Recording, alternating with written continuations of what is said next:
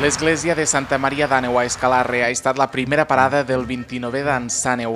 El coreògraf Roberto Olivan ha estrenat davant d'un centenar de persones l'espectacle Inferno VIP, una proposta que neix arran del confinament i s'estructura a partir d'un solo de dansa del Premi Nacional de Cultura acompanyat de música electrònica i videoart.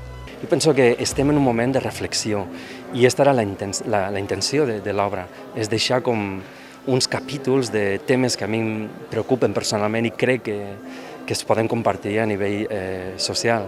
Estem en un moment de reflexió i estem a temps de fer canvis, si és que en volem fer algun canvi a tot això que estem vivint actualment, més enllà del Covid.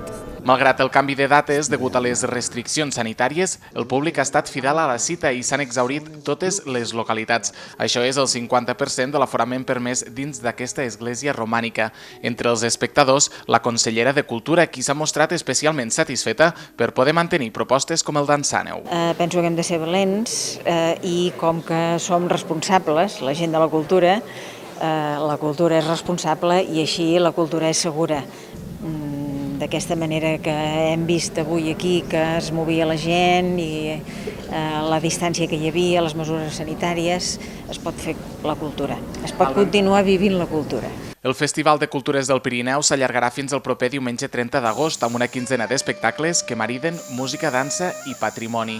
Amb la música tradicional del grallista Manu Sabater i el violinista francès Romain Boudouin s'ha posat el colofó a la jornada inaugural.